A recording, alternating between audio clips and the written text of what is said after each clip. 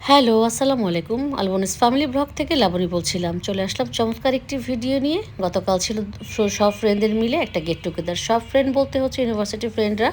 তো যেহেতু school, college, varsity সবটাই আসলে আলাদা, আলাদা ফ্রেন্ড থাকে। আবার অনেকেরই একদম স্কুল লেভেল থেকে একদম ইউনিভার্সিটি পর্যন্ত একজনই থাকে, ফ্রেন্ড থাকে। এক্ষেত্রে আমাদের একটু ডিফারেন্ট হয়েছে। স্বাভাবিকভাবে আমরা কম্বাইন্ডে যেহেতু গ্র্যাজুয়েশন একসাথে করেছি কম্বাইন্ড কলেজ থেকে, ইউনিভার্সিটি থেকে।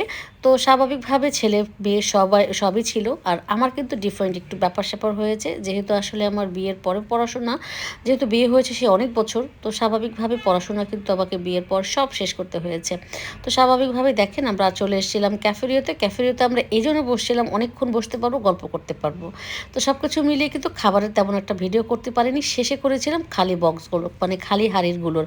এগুলো প্রথম দিকে ছিল। আসলে আমরা সবাই মিলে গল্পটাই একটা মেইন উদ্দেশ্য ছিল। আর এখানে ফ্রেন্ডরা এসেছিলাম, সবাই যে ফ্রেন্ড এখানে তা না। কিছু আছে যে ফ্রেন্ড আছে যারা এলাকার বা এরিয়ার ওরাও এসছিল। তবে ওরা এক সাইডে ছিল, তবে আমরা ছিলাম এক সাইডে। প্রায় হচ্ছে 14-15 জন। তার মধ্যে আমরা 8-10 জনই ছিলাম। আমরা শুধু ইউনিভার্সিটির ফ্রেন্ডরাই ছিলাম। আর সত্যি কথা বলতে কি, মানে গ্র্যাজুয়েশন কমপ্লিট করার পর স্বাভাবিকভাবেই মাস্টার্স যেহেতু ওইখানে ওই কলেজে বা ইউনিভার্সিটিতে ছিল না সাবজেক্টটা, তাই আমাদেরকে সবাইকে আলাদা আলাদা হয়ে যেতে হয়েছে মাস্টার্স করার জন্য। মাস্টার্সেও কিন্তু 2-1 জন এরকম ফ্রেন্ড আছে, বাট সেটা না খুব একটা স্থায়ী না সত্যি কথা বলতে। কারণ মাস্টার্সে যেহেতু স্বাভাবিকভাবে সবাই জানেন যে সময়টা কম থাকে, আর তখন আমার ছোট ছেলেটাও স্বাভাবিকভাবে পেটে ছিল। ওই তেমন একটা কারোর সাথে যোগাযোগ হয়নি, কিন্তু আমি খুব রেগুলার ছিলাম। এই যে আমার এক ফ্রেন্ড, ওর মেয়ে এসছে সাথে করে।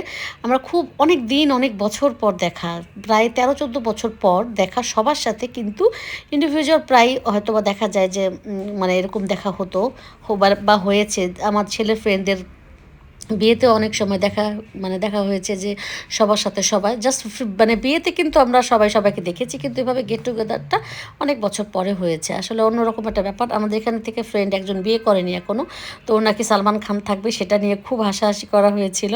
আর কিছু করার নেই, যে ফ্রেন্ডের যেমন ও খুব মানে ও কেন যেন বিয়ে করতেই চাচ্ছিল না। বললাম যে তোর বিয়েটা মানে খাওয়া খুব বাকি আমাদের। তো সব কিছু মিলিয়ে এখানে যায় অনেক ফ্রেন্ডদের বিয়ে খেয়েছি। আমার বড় ছেলেটা তখন ছোট ছিল, এখন ও কলেজে পড়ে। ওরা শুনে অবাক হয়ে গিয়েছে। আর সত্যি কথা বলতে কি, বয়স এখন ওখানে যাওয়ার পর মনে হয়েছে বয়স একটা সংখ্যা মাত্র।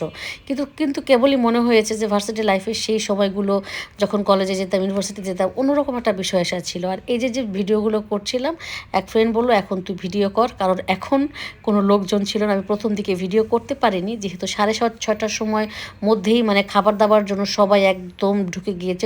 আর যেহেতু একটা প্রোগ্রাম ছিল, সম্ভবত একটা জন্মদিনের একটা অনুষ্ঠান ছিল ওখানে, তো যে কারণে মানুষজন খুব বেশিও ছিল শুক্রবার দিন। আর ভালো লেগেছে, অনেক বছর পর সব ফ্রেন্ডদের সাথে আরেকবার দেখা সাক্ষাৎ যেহেতু হয়েছে।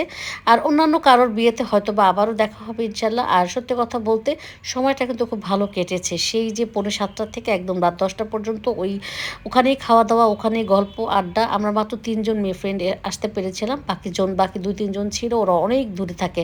সো রাতের বেলা সম্ভব না আসলে মানে অত অত দূর থেকে আসা। তো আজকে এই পর্যন্ত।